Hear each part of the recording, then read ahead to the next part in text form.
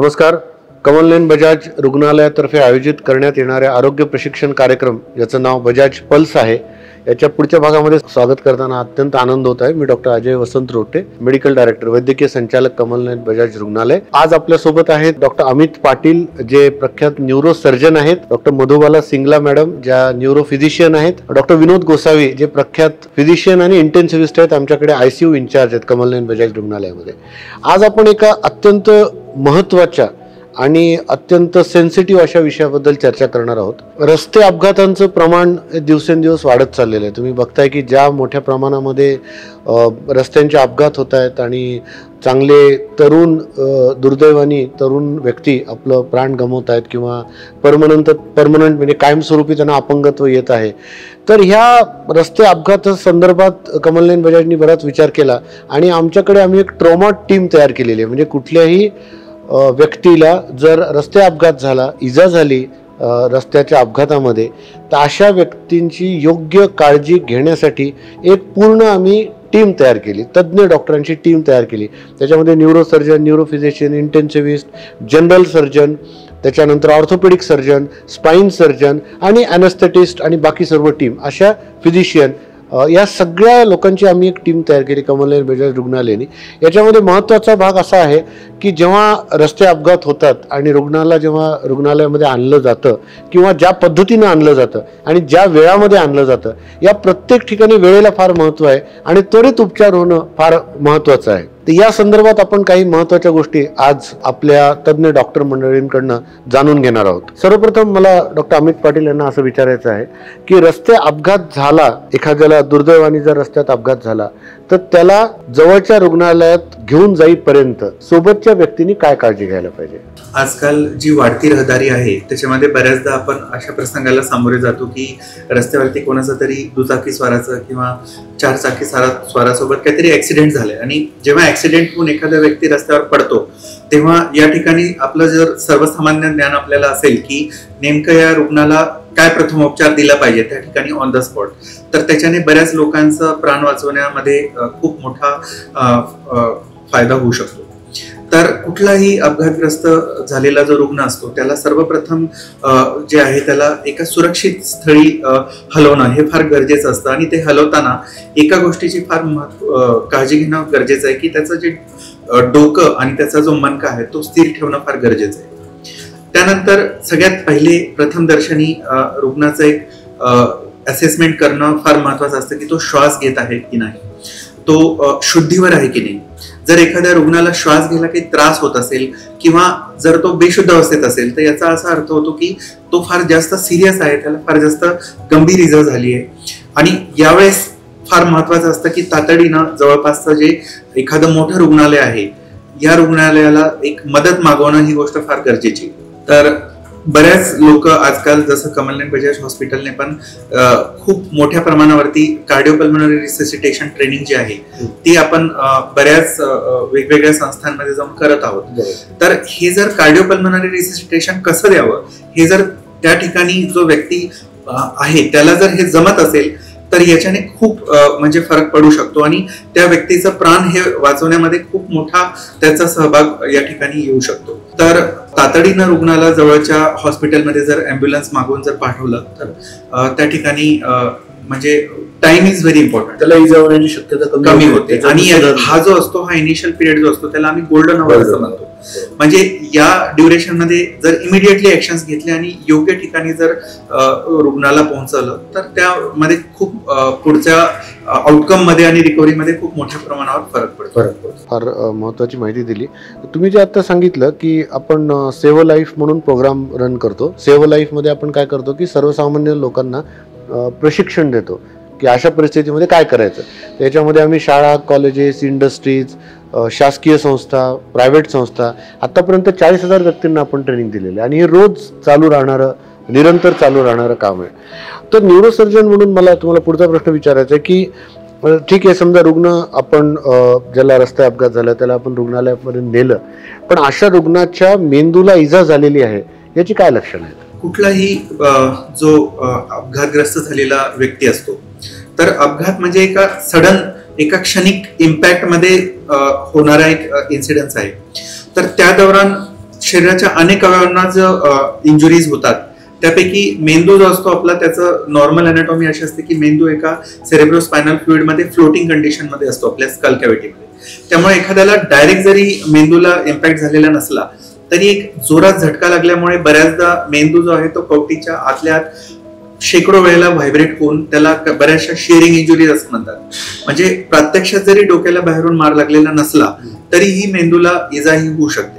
आता याच्यामध्ये काही लक्षणं असतात की जसं की थोड्या वेळासाठी अचेत अवस्थेत जाणं किंवा थोड्या वेळासाठी बेशुद्ध होणं, बऱ्याचदा एक माइल्ड कन्फ्युजनची सुद्धा स्टेट असते. त्या व्यतिरिक्त जर इमिडिएटली खूप डोकं दुखत असेल, चक्कर आल्यासारखं वाटत असेल किंवा सोबत उलट्या झाल्या किंवा उलटीसारखं वाटत जरी असेल तरी या केसमध्ये आपण मेंदूला धक्का लागण्याची किंवा इजा झालेली असल्याची संशय येतो. आणि या केसमध्ये न्यूरो ट्रॉमा फाउंडेशन नुसार हे जे डोक्याला मार लागलेले पेशंट आहेत त्यांना आम्ही mild head injury, moderate head injury आणि सिव्हिअर हेड इंजुरी अशा 3 कॅटेगरीत डिवाइड करतो. तर हे जे अशा प्रकारचे रुग्ण असतात की ज्यांना जस्ट थोड्या वेळासाठी बेशुद्ध झालेत किंवा चक्कर आली आहे किंवा कन्फ्युजन आहे त्यांना आम्ही माइल्ड हेड इंजुरीमध्ये क्लासिफाय करतो.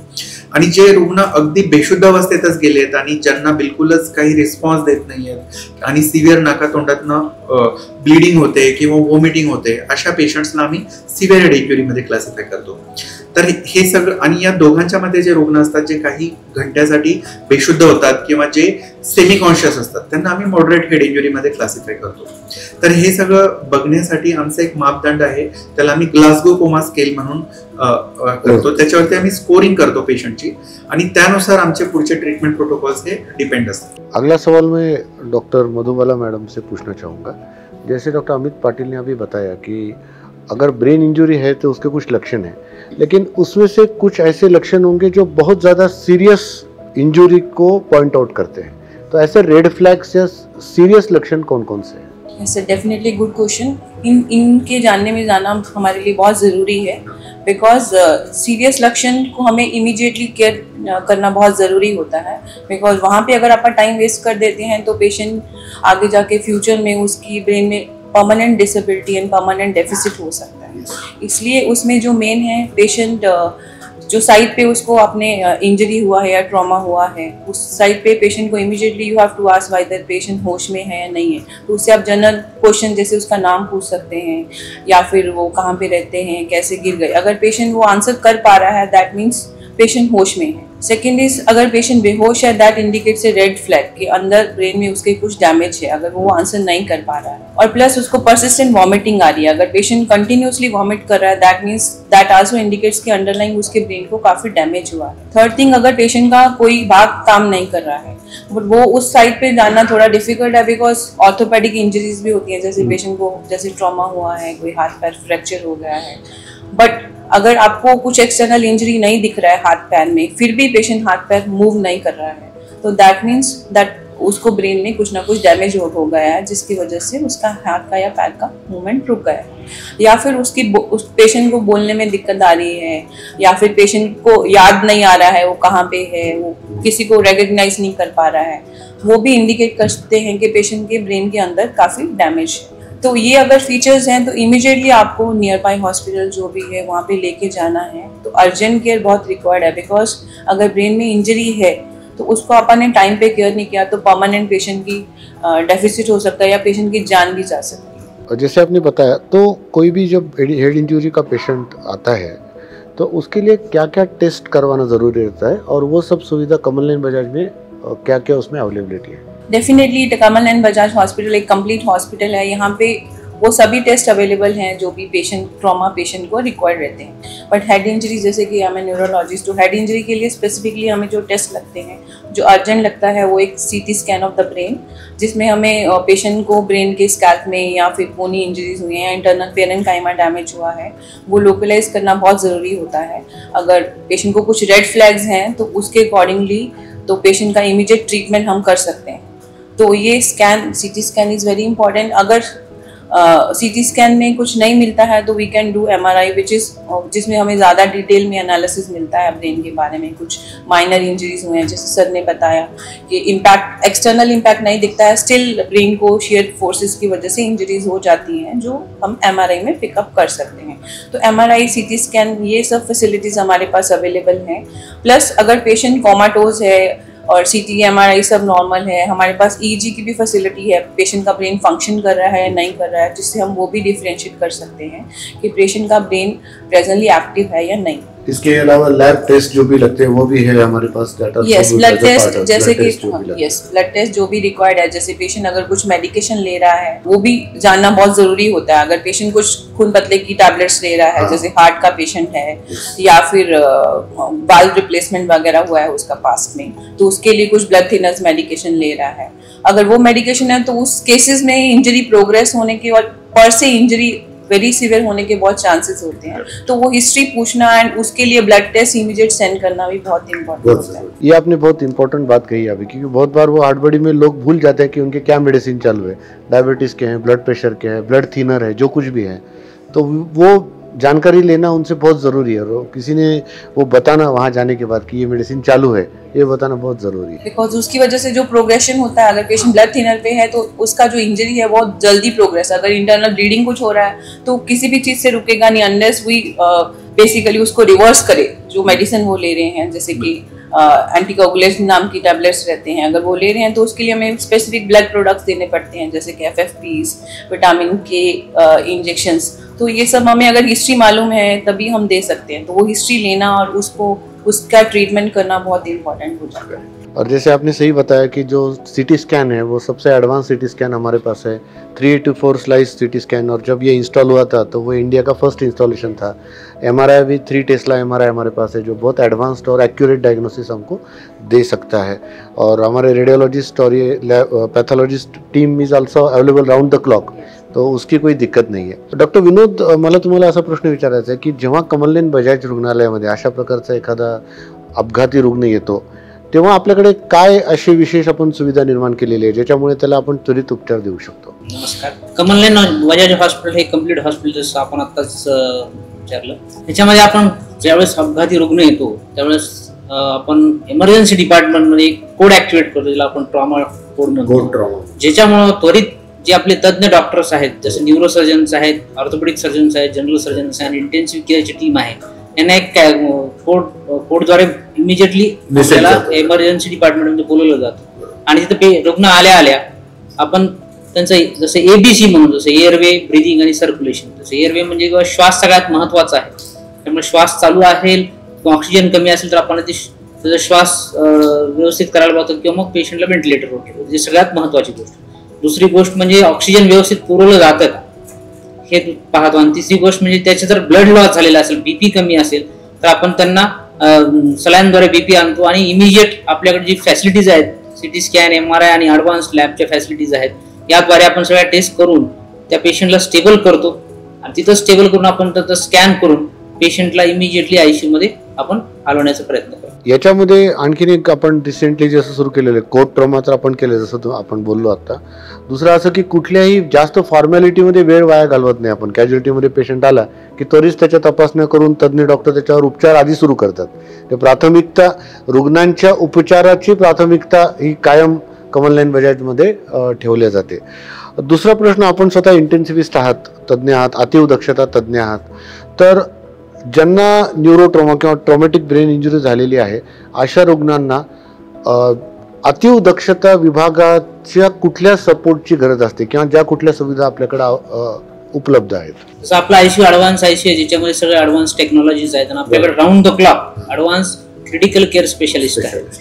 याद्वारे आपण काय करतो, जे रुग्ण अतिशय गंभीर आहेत या पेशंटला आपण ICU मध्ये ठेवतो आणि यांची मॉनिटरिंग बीट टू बीट किंवा आपण प्रत्येक मिनिटाला मॉनिटरिंग करतो, कारण आपल्याला माहिती आहे की बाबा ऑक्सिजन कमी झालं तर आपल्याला ऑक्सिजन किंवा व्हेंटिलेटर लावणं गरजेचं आहे. जसं पेशंटचं BP कमी झालं, ब्लड लॉस असेल तर आपण इमिजिएटली ब्लड अरेंज करतो. आणि सगळ्यात महत्वाचं गोष्ट म्हणजे किंवा आपल्याकडे जी टीम अवेलेबल आहे यांना इंटिमेट करतो की बाबा या पेशंटला ऑपरेशनची इमिजिएट गरज आहे, या पेशंटला इमिजिएट लॅबची गरज आहे. या सगळ्या सुविधा आपल्याकडे आहेत आणि याद्वारे आपण रुग्णांची सेवा करतो. आणि मला फार आनंद होतो की अशाद्वारे आम्ही बरेच पेशंटचे प्राण वाचवलेले आहेत. आणि आपल्या ICUचं लोकेशन सुद्धा असं आहे की ऑपरेशन थिएटरच्या अगदी बाजूला आहे, त्याच्यामुळे आपण तिथून पेशंट शिफ्ट करणं याच्यामध्ये पण वेळ कमीत कमी लागतो त्याच्यामध्ये. त्याच्यानंतर आपलं ICU वैशिष्ट्यपूर्ण याच्यासाठी की आपले क्युबिकल्स आहेत ICU मध्ये, फार कमी ठिकाणी असतं, त्याच्यामुळे इन्फेक्शन होण्याचं रिस्क कमी होतं, त्याला आपण व्यवस्थित काळजी घेऊ शकतो. तसंच सेंट्रल मॉनिटरिंग आहे, म्हणजे एका ठिकाणी तुम्ही सगळ्या पेशंटवर निगराणी ठेवू शकता कुठं तरी काही गडबड असेल. आणि याच्या व्यतिरिक्त आपण ट्रेनिंग घेतो, प्रशिक्षण देतो सगळ्या स्टाफला, डॉक्टर्सना पुन्हा पुन्हा आपण प्रशिक्षित करतो. आवश्यक ती औषधी आपल्याकडे उपलब्ध आहेत.